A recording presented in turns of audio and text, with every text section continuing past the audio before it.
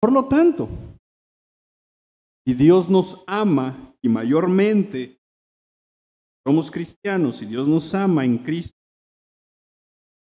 ¿cómo es que Dios protege lo que más ama? ¿Cómo Dios protege la vida? ¿Cómo es que Dios cuida, en este caso, a nosotros los seres humanos? Y hay por lo menos dos formas de cómo Dios nos cuida, y esas dos formas la vemos en la palabra de Dios. Ve conmigo un momento a Éxodo 20, versículo 13. Y aquí vemos la ley moral de Dios. Y este es un mandamiento que dice, no matarás. Y este es, por así decirlo, la ley moral de Dios expresada en un lado negativo, pero negativo me refiero a no hagas esto. Entonces, ¿cómo Dios cuida lo que más ama? Dándonos una ley. Y la ley dice, no. Vamos a poner un ejemplo, un poquito chafa, pero quede claro. ¿Nunca has visto a un niño que en su inocencia, por así decirlo, un animalito pequeño, sea un perrito, un pollito, lo agarra y lo avienta y lo tira? Es tal vez como un juego para él. Entonces el papá le dice, no le hagas eso al pobre animalito, como un elemento de cuidado. Entonces, la forma de cómo vamos a cuidar ese animalito es dando una ley expresada de manera negativa. No hagas esto. ¿Cómo Dios cuida la vida del ser humano? Dando su ley, su palabra, expresada de manera negativa. No, no matarás. Ahora, de manera positiva, ¿cómo Dios cuida, en este caso, la vida del ser humano? Y eso lo podemos ver en Levítico 19:18. Levítico 19:18. ¿Qué dice, hermano? No te vengarás, ni guardaréis a los hijos de tu pueblo, sino que, entonces, ¿cómo Dios cuida la vida del ser humano? Por así decirlo, dándonos su ley desde dos perspectivas, que al final es como decir, es una moneda con las dos caras. No mates, pero ama a tu prójimo. Y me encanta Dios porque no nos deja salida. Porque entonces alguien puede decir, pues yo no he matado a nadie, pero ¿amas a tu prójimo? Entonces, algunos comentaristas le llaman esto la ley negativa. Lo que hace es prohibir el asesinato intencional de una vida humana inocente. La ley positiva ordena tomar acciones de protección para salvaguardar la vida humana. Ley negativa prohíbe algo, no mates, pero la ley positiva ordena acciones, ama. ¿Me explico? Una parte es no hagas, pero por otra parte, acciona.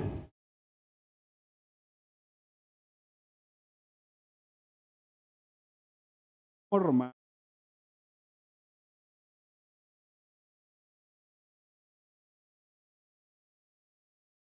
Mira esto, Deuteronomios 20,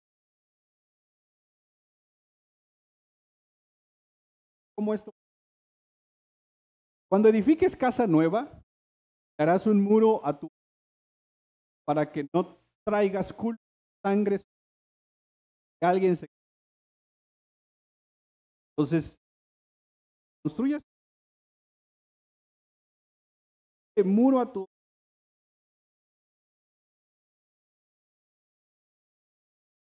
¿Cómo es Dios? Porque no vaya a ser. ¿Alguien que está ahí? ¿Eh? ¿Muere y culpa de quién es? ¿El para qué está jugando ahí arriba? No, dice, para que no te culpen a ti.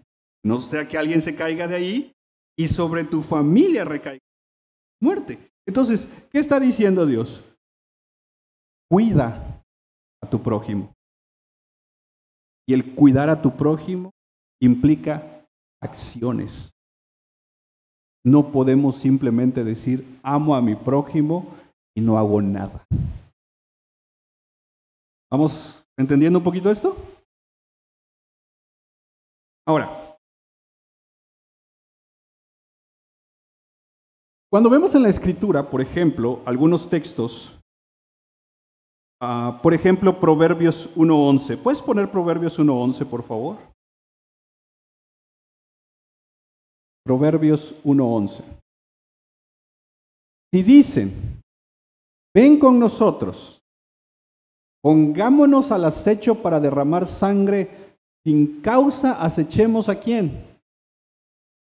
¿Puedes avanzar a Proverbios 6:16, por favor? 6 cosas hay que el Señor odia y 7 son abominación para él. Verso 17.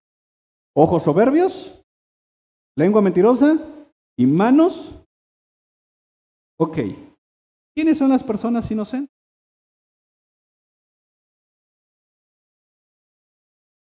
Porque luego nos sale lo teólogo, ¿no?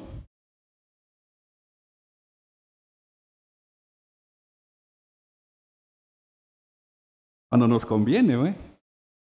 Que Romanos 3:10 dice, ¿no hay justo? Entonces, ¿quiénes son los inocentes?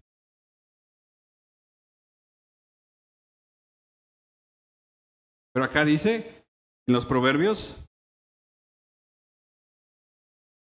o ellas en contra de los inocentes. Cosas hay que el Señor odia. ¿Cuáles son? A ver, siguiente versículo. Ojos soberbios, lengua mentirosa, manos derraman sangre inocente. La pregunta es, ¿quiénes son estos? Tenemos que entender a qué se refiere esto cuando habla de inocente. Porque en esencia, cuando habla de inocentes aquí, no habla de pecado,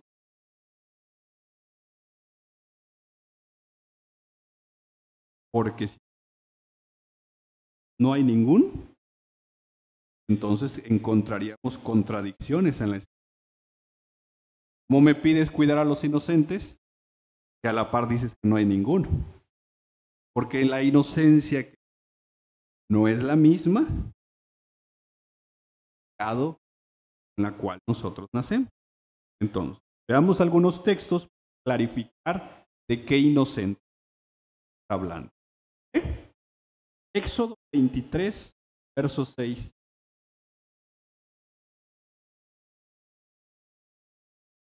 No pervertirás el derecho de tu hermano menesteroso en su pleito. Verso 7. Aléjate de acusación falsa, no mates al inocente ni al justo, porque yo no absolveré al culpable. Aquí la inocencia tiene que ver con personas que son acusadas falsamente. Regresa tantito al anterior a ese. No pervertirás el derecho de tu hermano menesteroso. ¿Puedes poner, creo que la Reina Valera un momento? Creo que veamos. O la NTV, perdón. La NTV. Pon tantito la NTV. Aquí está. Ante una demanda judicial, no le negarás la justicia a quién. Siguiente. Asegúrate que nunca acuses a nadie falsamente de algún mal. Jamás condenes a muerte a una persona inocente o intachable. Yo nunca declaro culpable. aquí la persona inocente, ¿quién es?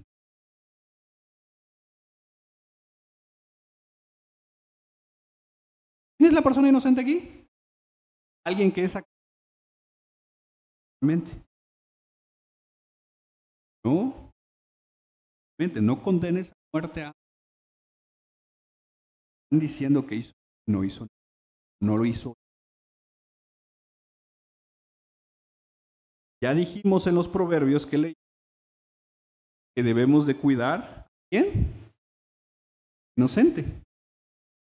Dado con andar levantando falsas acciones contra de alguien. Hermanos, no seamos partícipes de un pecado tan fácil que muchas veces nos hace tan fácil cometerlo que ni cuenta nos damos. No andemos levantando falsas acciones en contra de alguien que nosotros ni siquiera sabemos qué pasó.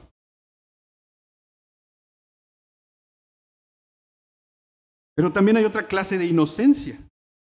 Isaías 7:16. Ponerlo por favor.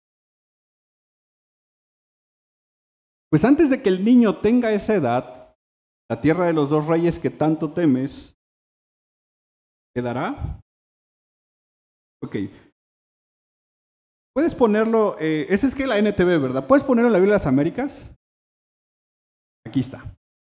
Porque antes de que el niño sepa, ¿qué cosa? ¿Ah? Hay una edad donde los niños no saben distinguirlo. ¿Ah? Deuteronomio 1:39. Escojan de entre sí sus tribus hombres sabios, entendidos y expertos, y yo los nombraré. No, pero es 1:39, ahí está. Además, en cuanto a los pequeños que ustedes dijeron que vendrían a ser presas, y sus hijos, ahí la palabra pequeños es la misma que aparece en Isaías. Una edad donde no se sabe discernir entre lo bueno y lo malo. ¿Puedes poner Jeremías 19:4, por favor?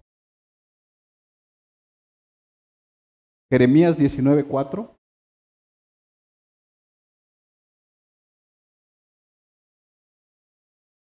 Porque ellos me han abandonado, han hecho extraño este lugar y han ofrecido sacrificio en él a otros dioses que ni ellos ni sus padres, ¿qué sigue? Ni los reyes de Judá habían conocido, y porque han llenado este lugar de sangre de inocentes, aquí se está refiriendo a niños. Entonces, quiero que no perdamos el hilo de cómo vamos caminando. Lo primero que dijimos es Dios cuida a la vida humana, ¿verdad? ¿Cómo la cuida? Con su ley, negativa y positiva. La negativa es, no matarás. ¿Y la positiva? ¿Vamos bien hasta ahí? Ok. Número 2. Estamos tratando de responder. Si Dios cuida la vida, debemos accionar, de tener acciones también nosotros para cuidar la vida. Aquí se nos está demandando que cuidemos la vida de los inocentes. ¿Ah? Y aquí estamos tratando de definir quiénes son los inocentes. ¿Ah? Ya dijimos que la inocencia aquí no tiene que ver con el pecado en el cual nacemos. Y estamos diciendo que la inocencia por lo menos se ve en 2 puntos. Uno, en un juicio donde la persona que se le acusa de algo es inocente. Una forma de accionar el amor hacia esa persona es no sumándonos a las acciones. ¿Ah? Ok. Y lo segundo, ¿qué otras personas son inocentes? Los niños, que no saben distinguir. Es esa, como comúnmente se denomina, la edad de donde mucha gente se ha... Hay quienes tienen 40 años y bien inocente.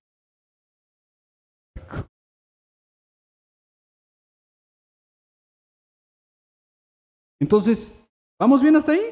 Porque quiero ir hilando estos puntos. Como decía uno allá, ¿voy bien o me regreso? ¿Pero vamos bien? ¿Avanzamos? Ok. Entonces, ya Dios nos dijo cómo cuida la vida humana. Ya vimos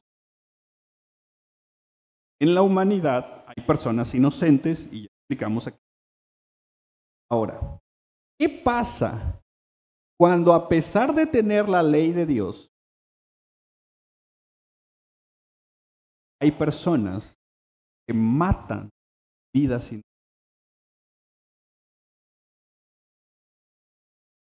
Es la respuesta de Dios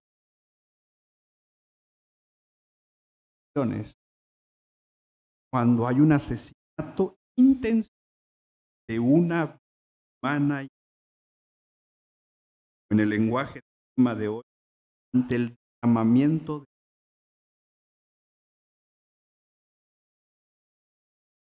¿Cómo reacciona Dios ante estas cosas? Vayamos a un par de versículos. Ezequiel 22.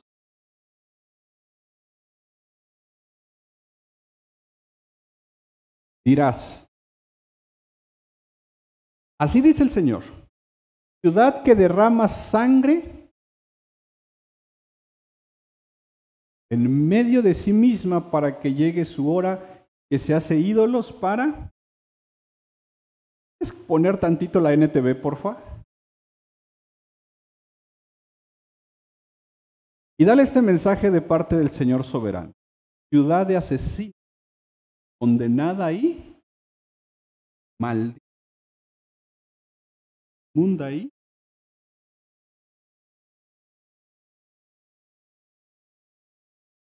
una ciudad que comete, derrama. ¿Cómo la considera? Munda.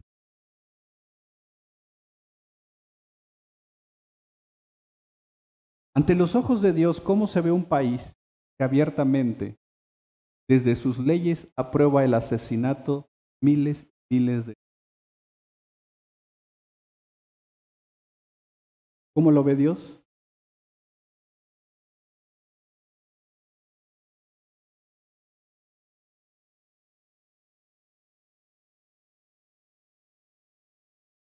He escuchado predicadores en Amén. Dios, Dios esto con México, México y México aprobando.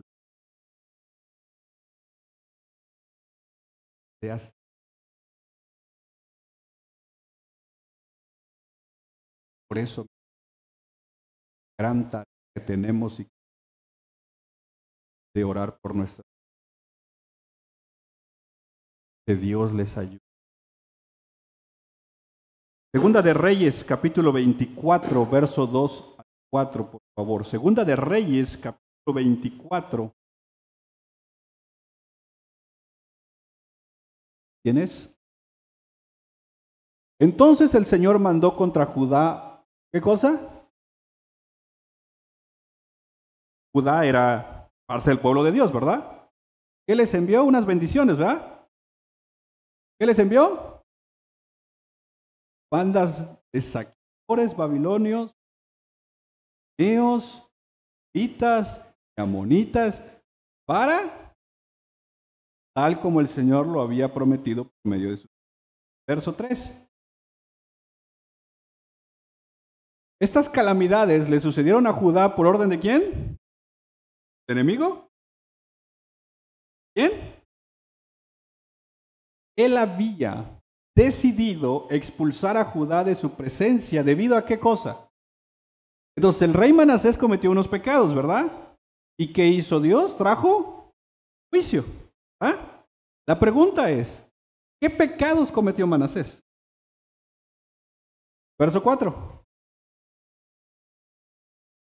¿Qué pecados había cometido?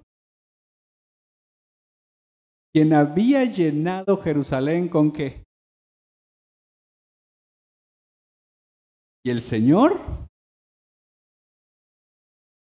Ahora, regresando un poquito para no perder el hilo, yo te preguntara, ¿a quién se refiere con la sangre?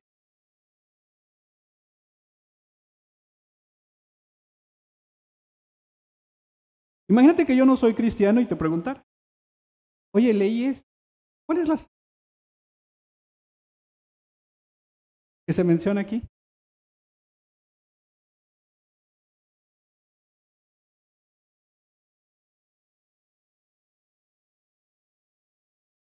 Gente que no me... Niños. Y ante estos pecados que el rey cometió, ¿qué hizo Dios? Trajo un juicio.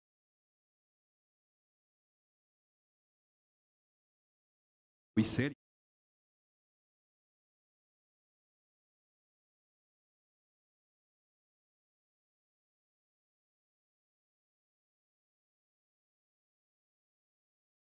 De hecho, ¿has leído la historia de Manasés? He llegado a decir que no ha habido rey. Tanta perversidad. De hecho, una de las cosas que este hombre instauró fue precisamente el culto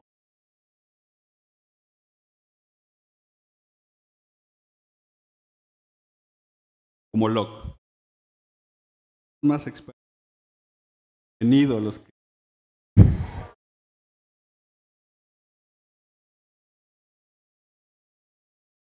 Y pasaba a los niños.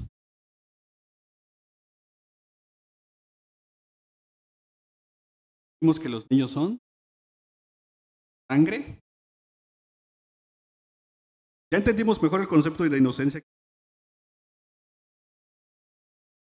Señor, ¿te agrada eso? ¿Se queda pasivo el Señor? Hace una nación.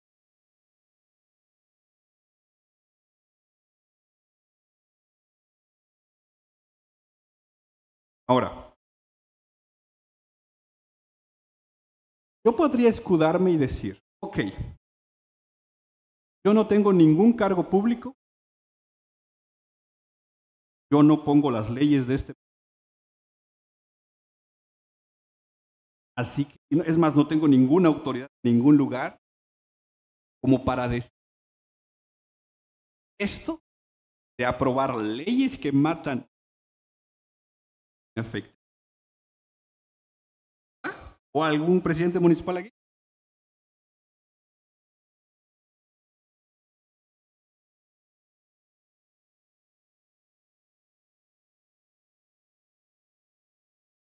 Y ya vimos que ante estas cosas, pecados, lo que sale de Dios es su ira. Y entonces llega juicio a estas naciones, ¿verdad? Ahora, ¿qué pasa con una iglesia cristiana que ante estas situaciones simplemente se vuelve espectadora?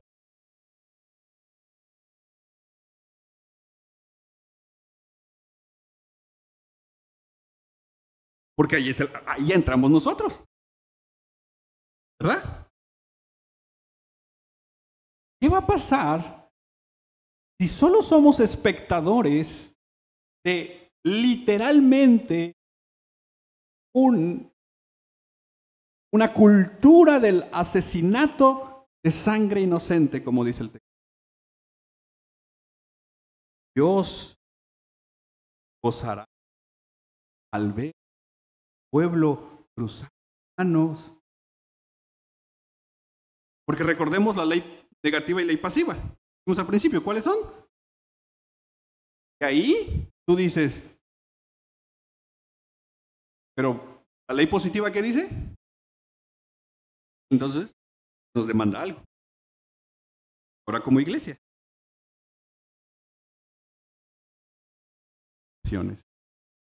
lo que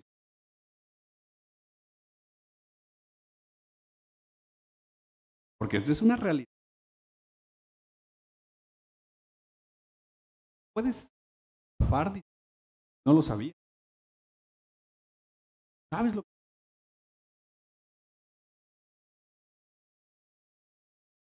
¿Sabes qué es lo más fácil? No hacer nada. Volvernos tan indiferentes porque podemos decir esto, mira, tengo suficiente como para meterme en esto. Somos tan egocentristas que solo pensamos. Y entonces aquí vemos cómo Dios puede traer juicio y ha traído juicio aún a su propia nación cuando desde los reyes, desde el gobierno mismo aprueban esto. Pero ¿qué pasa con una iglesia pasiva? Y veamos un par de textos. Deuteronomios capítulo 21, versos 1 al 2.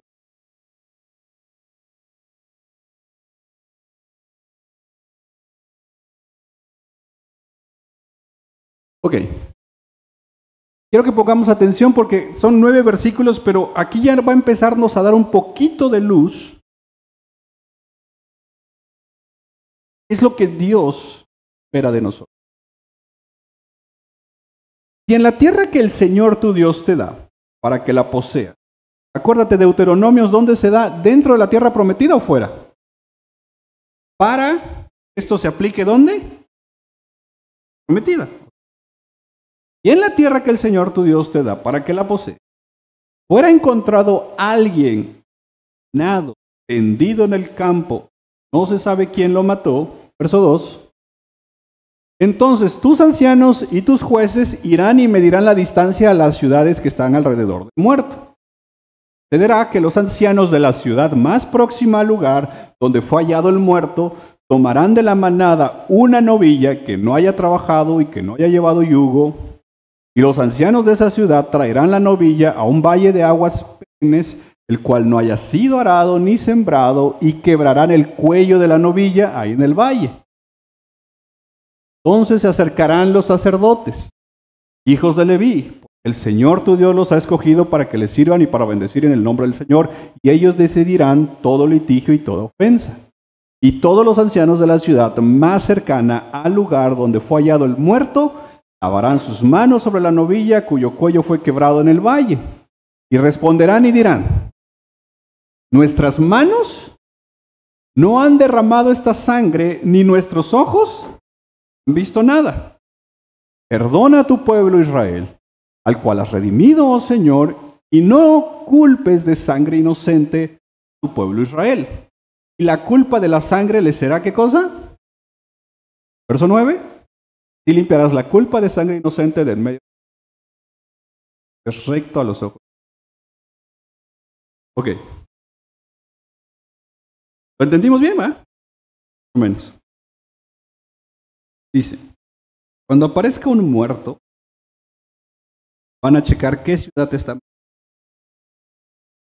¿Checaron cuál? Llegan los ancianos, a la plebe. Es como decir, ¿alguien sabe qué pasó?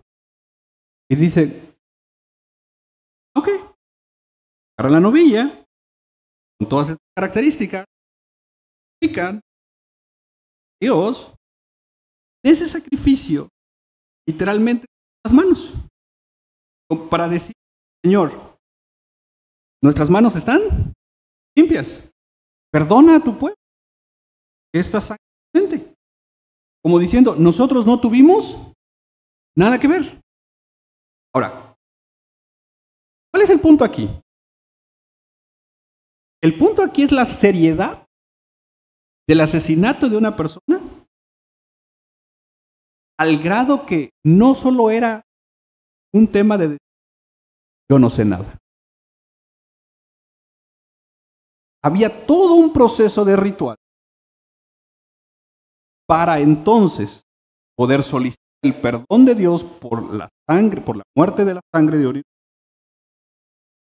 Si todo eso se hacía para solicitar el perdón por la muerte de un inocente en el cual no sabíamos nada, no teníamos nada que ver. Ahora imagínate cuando, ponle que no tengamos nada que ver. No sé si me explico.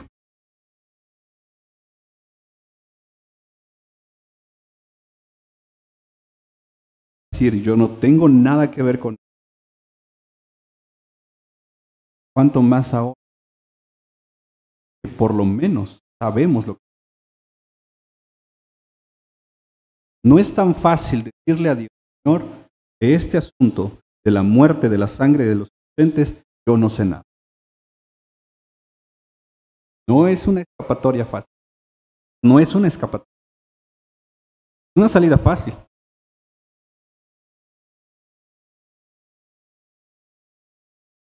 Mira Levítico capítulo 20, verso 1. 5. Levítico capítulo 20. El Señor le dijo a Moisés, verso 2.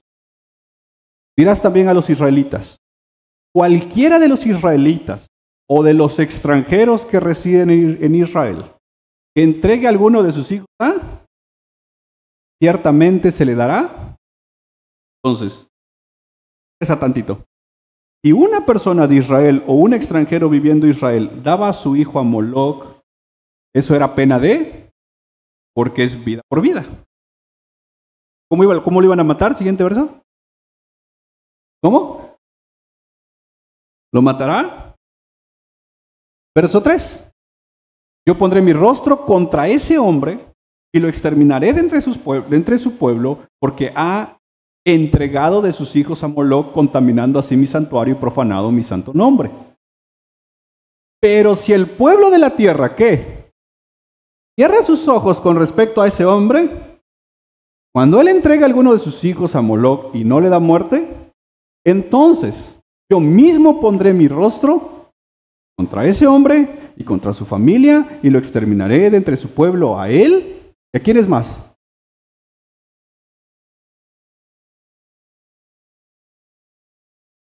Entonces, de Dios, ¿sabes quién fue? No haces nada. Vas tú. Aquí está hablando específicamente de unas que.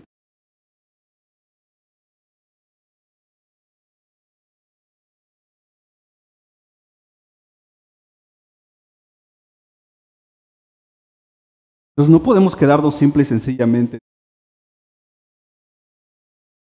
Esto no nos corresponde. La pasividad de una iglesia, un tema. Bien, por. Es más, mira Isaías capítulo 1, verso 15 al 17.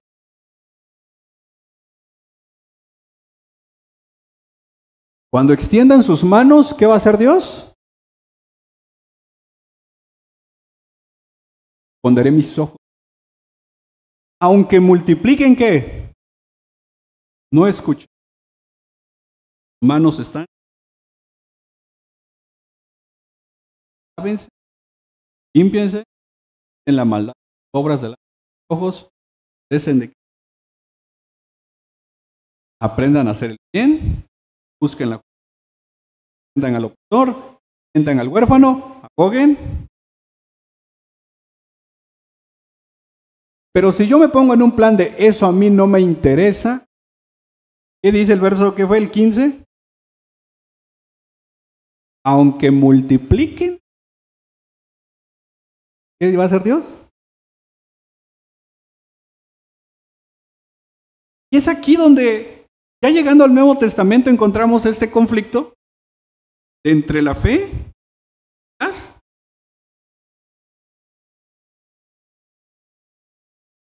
Porque uno puede decir, bueno, pero defender los derechos de, digamos la vez pasada, de gente, huérfanos, viudas,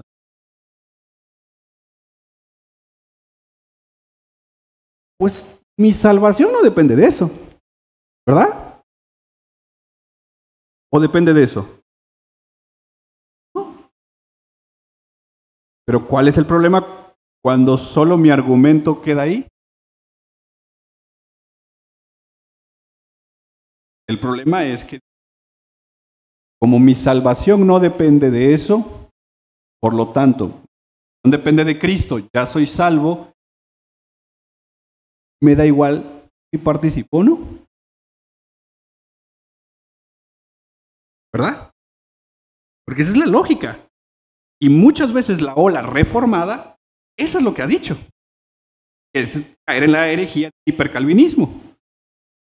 Salvo, siempre salvo.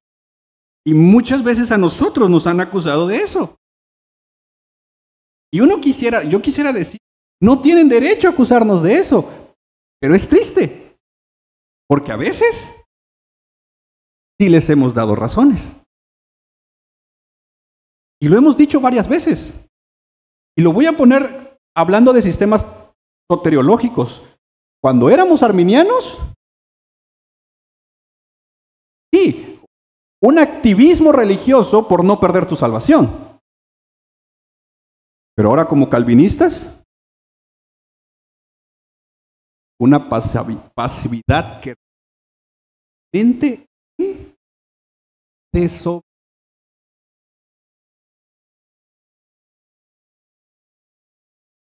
Son extremos. El activismo religioso no te va a ganar.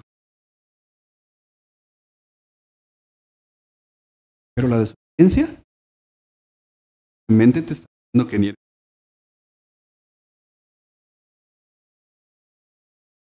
¿Qué necesitamos?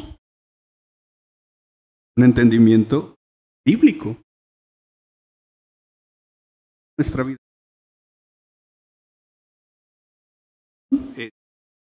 Gracia únicamente, en Cristo únicamente, para la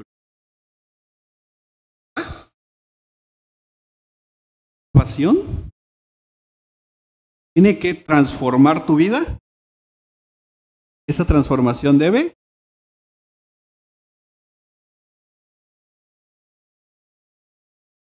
los frutos no se forzan, se dan, que tenemos una nueva.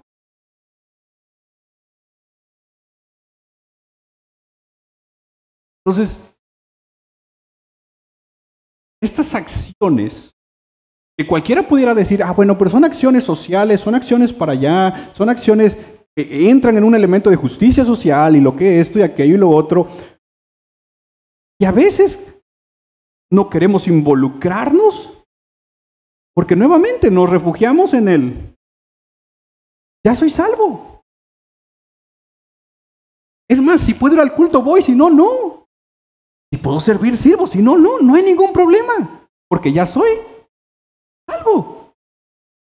Pero qué triste es ver vidas con un argumento soteriológico bien estructurado, pero que no están reflejando en nada ese argumento. Y perdón, esta es una apreciación muy personal. A mí son personas que solo a nivel intelectual han entendido un sistema soteriológico que no ha llegado al corazón y por eso no se les ve una transformación y por eso se les ve una pasividad para servir, para congregarse, para hacer iglesia y para mucho más ahora que se nos demanda una milla extra de involucrarnos en temas tan complejos como es la muerte de sangre inocente. Porque aquí no es un tema que yo te estoy invitando a que te involucres a un comité, a una campaña. No, hermanos, estamos hablando lo que la Escritura nos está diciendo que tenemos que hacer como iglesia, ¿verdad? No te estoy invitando a, ¿tendrás tiempo para sumarte a un comité pro vida? No, mi hermano, no, mi hermana. Es la Biblia lo que nos está demandando a involucrarnos en causas bien específicas por una sola razón. Porque se supone que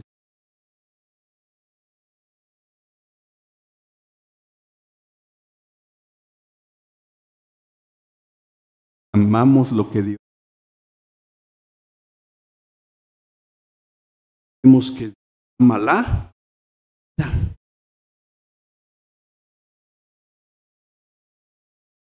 No depende nuestra salvación de cuánto nos involucremos en estas acciones.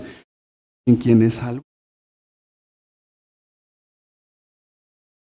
Una pasión. No puede. Simple y sencillamente siendo, no tiene nada. Mira, Santiago, precisamente, que habla un poco de esto en su capítulo 5 y 6.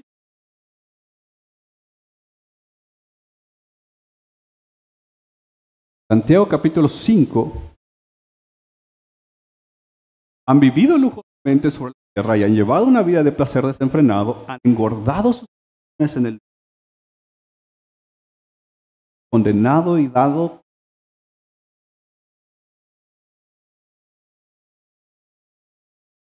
Santiago.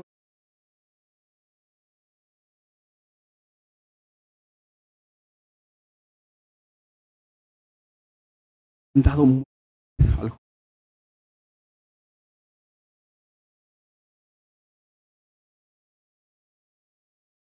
Problema. Hemos visto en Lucas, dice Juan el Bautista, no me vengan con su rollo, somos hijos, porque Dios, si hubiera un Juan el Bautista ahorita, en este tiempo tal vez nos diría, no me vengan con, somos reformados.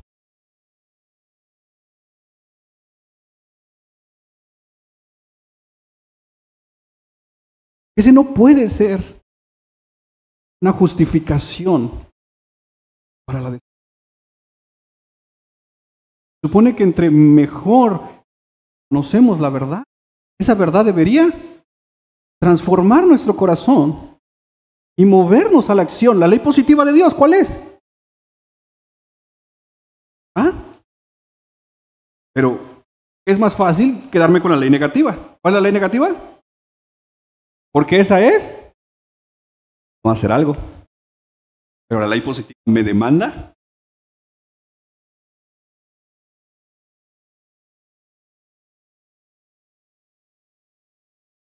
Mira, 9 versos.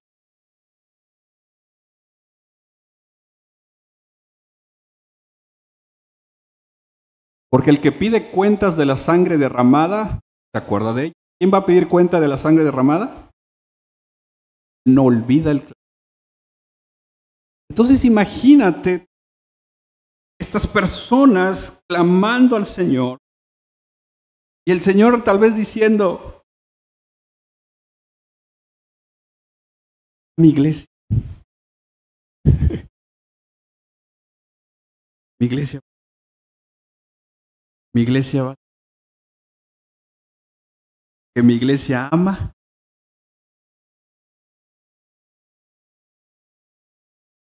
¿Y la iglesia qué está haciendo?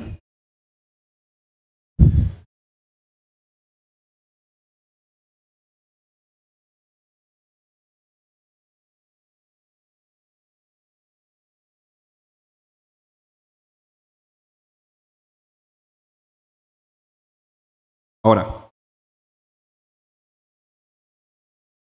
hasta aquí hemos hablado de la muerte de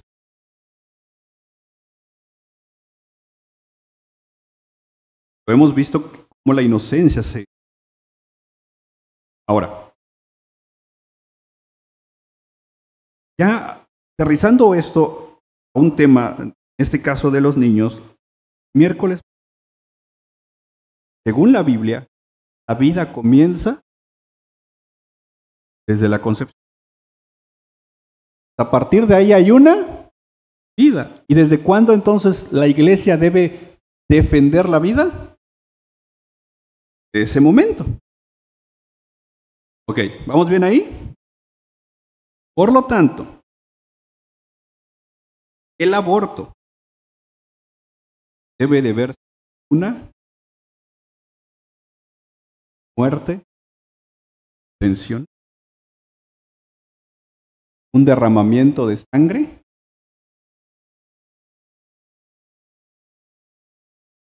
Unos lo han catalogado infanticidio.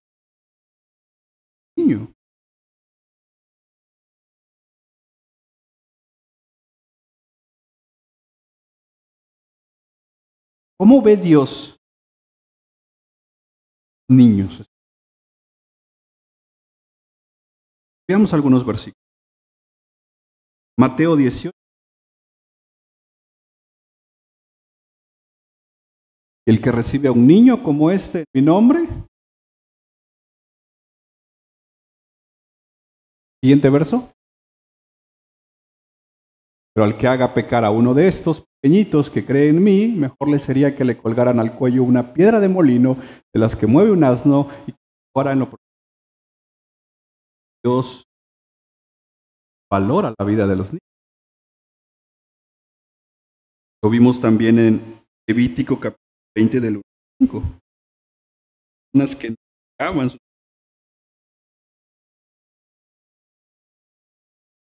Mira Ezequiel 10,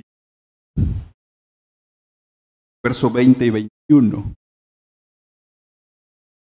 Tomaste además a tus que has dado a luz para mí, te los sacrifiqué. ¿Acaso eran pocas corazones? 21. Para que mataras a qué? ¿Cómo consideraba a Dios? ¿Como sus? ¿Eso sigue haciendo hoy en día? Hay un himno hermoso que dice: los niños son. Entonces el pueblo que sacrificaba a los niños, cuando Dios los reprende, les dice: mis hijos, ¿por qué le hiciste eso a mis hijos?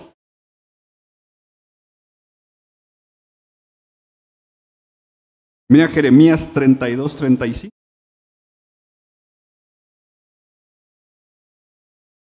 También edificaron los lugares altos de Baal que están en el valle de Ben Hinnom para hacer pasar por el fuego.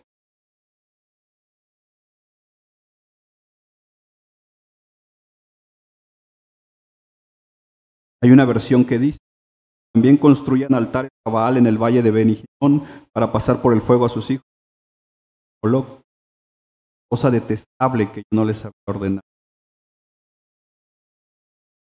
Todo hacían.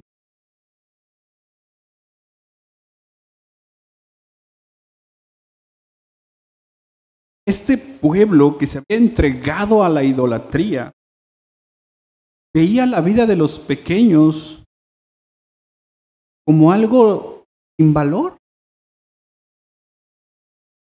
sin darse cuenta que para Dios tienen un valor. Ahora, ya hemos dicho que la vida comienza desde la concepción y somos llamados a defender la vida, no haya derramamiento de sangre inocente. Entonces, en estos textos que vimos, eran niños que habían nacido. De ahí se agarran unos para decir: mientras no haya nacido, no se puede considerar como tal un asesinato. La Biblia dice una vida humana. Matarlo dentro del vientre de un asesino. Y la justificación de algunos dicen: ok, la Biblia habla de sacrificios a Moloc. Cuando la palabra sacrificio entra en esta combinación de frases, aborto, sacrificio, Moloc, hay quienes argumentan: ok, el aborto puede ser posible siempre y cuando entonces no tenga tintes religiosos. Porque cualquiera diría que con estos versículos lo están haciendo por un sacrificio a un ídolo. Entonces, hay quienes argumentan: yo no lo estoy haciendo para sacrificar a un ídolo. Mis razones son otras. La pregunta es: ¿qué le diríamos a esa persona? Bueno,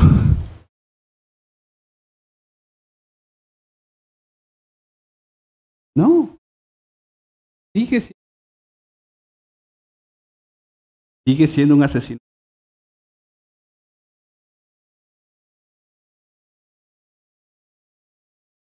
Pero miren cómo el enemigo cambia la idea en la sociedad para que se siga justificando precisamente, vuelvan legal. Por ejemplo, en la antigüedad, estos sacrificios que vemos de niños se hacían con la intención de evitar cosas negativas. Por ejemplo, ya no había lluvia, sacrificaban a los niños para supuestamente pedir lluvia. Se hacían ciertos sacrificios para las cosechas, se hacían sacrificios para ganar una batalla. Se entregaban, se pasaban a los niños por el fuego, literalmente en vida, se quemaban a niños para pedirle algo, ídolo.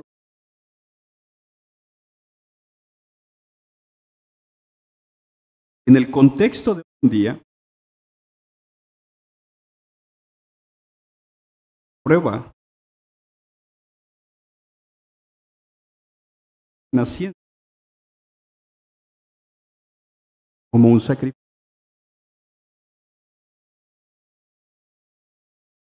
Tal vez no para ganar una batalla, no para una cosecha, no para pedir lluvias, pero sí abortan a sus hijos, matan a sus hijos para evitar quizás la vergüenza ante una sociedad. ¿Qué van a decir?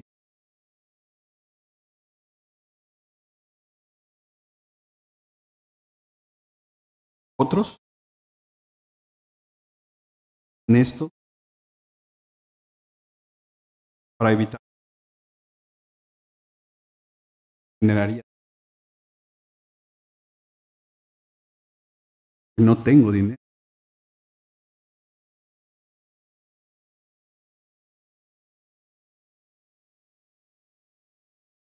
Es para evitar. Hay quienes lo hacen para conseguir un título universitario, porque lo ven como un estorbo, tener una carrera.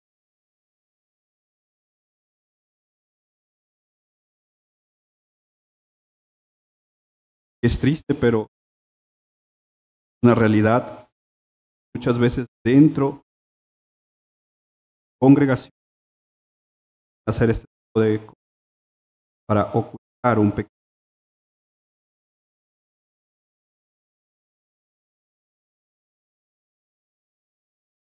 Y la semana pasada decíamos, cuando hablábamos de estos 4 valores de la vida, y que el valor de una vida no se puede comparar con el valor de lo que hay en la creación. Por eso siempre cuando se habla de estos sacrificios, siempre por lo que se está sacrificando es algo de menor valor.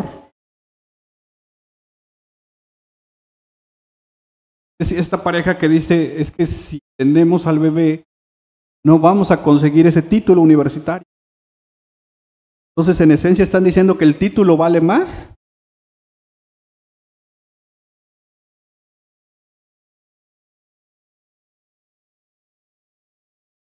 Un sacrificio, dando una vida para conseguir. Y hay quienes dicen, pero no es religioso, estás haciendo un sacrificio y estás poniendo delante de un altar, ante un ídolo que tú llámale ahorro económico, vergüenza, título universitario, lo que tú quieras, y estás sacrificando una vida.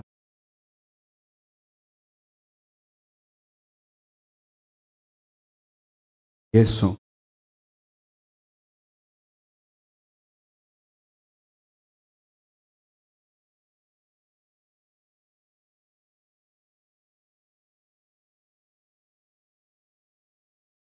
Y una última pregunta que quiero responder. Porque situaciones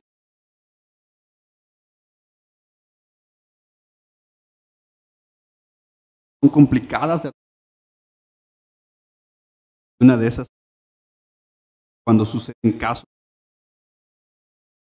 conoce como los embarazos.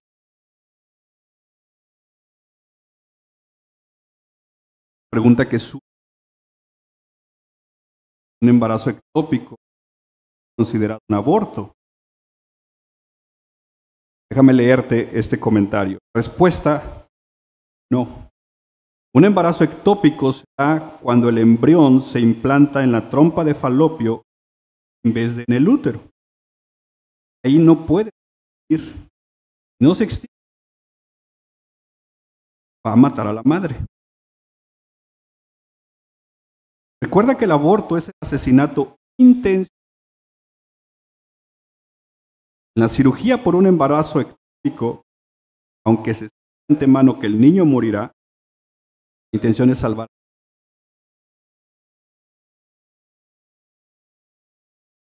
Debemos de orar. Permitan que sea implantado.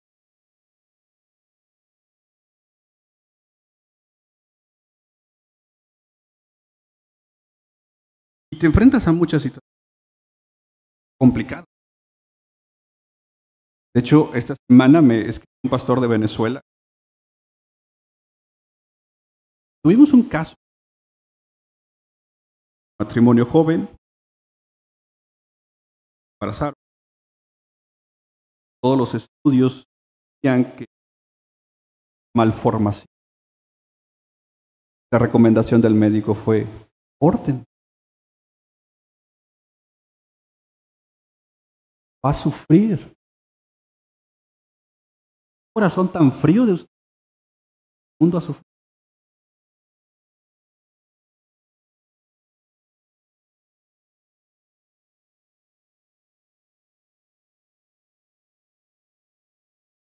Recordaron el Evangelio.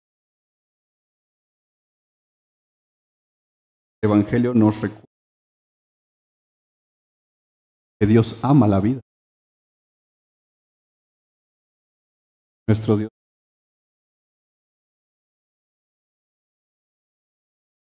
Quisieron avanzar. Embarazo. Mucho riesgo. Las malformaciones. La recomendación médica: aborta. Riesgo de la mamá en riesgo. Pero ellos determinaron no abortar.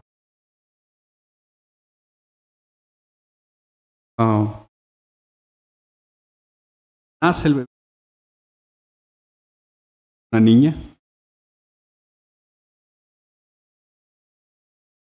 3 meses por todas las complicaciones del cuerpo, por más que sea una niña.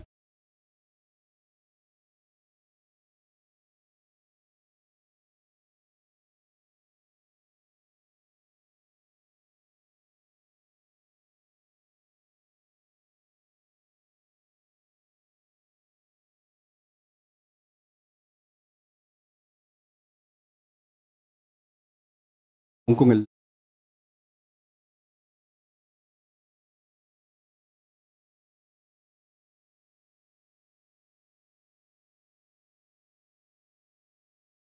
confiado, como me decía el pastor, que es pueden alzar sus manos, están manchadas.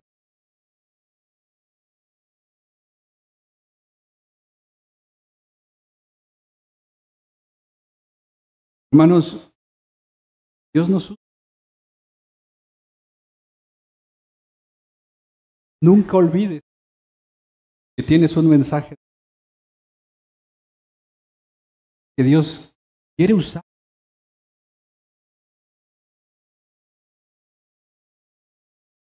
Personas que están luchando con Hemos preparado.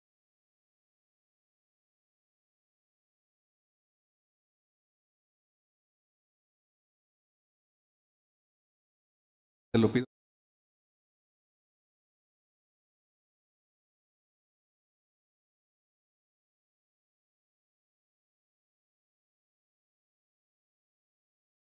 Tienes un mensaje.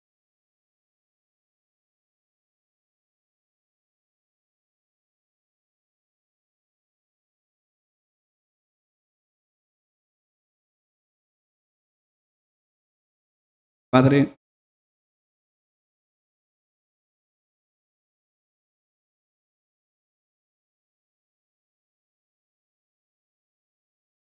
quiero pedir perdón.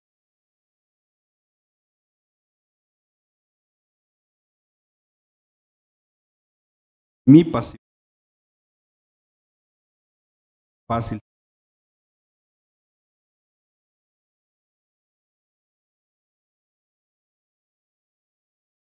Mi falta de un pecado.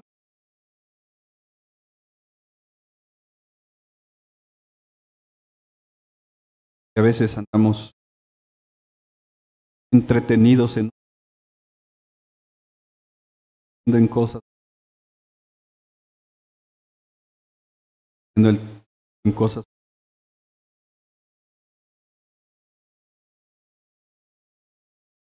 Señor, que nos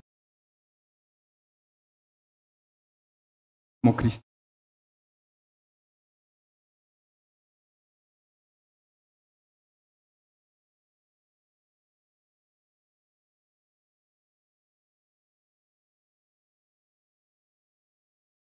proteges, que no lo haríamos.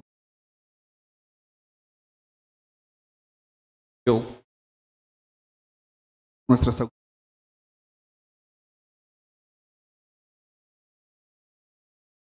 aprueban leyes donde legalizan la muerte de inocentes. Te pido, Señor, por nuestro país, con todas estas cosas que se aprueban, literalmente es como si gritáramos pidiéndote juicio. Pero ten misericordia de nuestro país, por favor. Ten misericordia y ayúdanos, Señor. Ayúdanos a no caer en un activismo social, pero tampoco en una pasividad fría. Ayúdanos a estar preparados para el momento que tú digas, para cuando tú nos pongas donde tú quieras y poder compartir. A veces sin conocer la historia que hay detrás de las personas, podemos compartir un mensaje de esperanza. Despiértanos, Señor, como iglesia. Despiértanos, Señor, a esta realidad, Padre. Pedimos por nuestro México, por nuestro Chiapas. Perdónanos porque a veces nos enorgullecemos diciendo que Chiapas es el estado más cristiano de toda la República y ante estos temas no hemos hecho nada, Señor. Ante estas cosas simplemente hemos volteado nuestra vista a otro lado.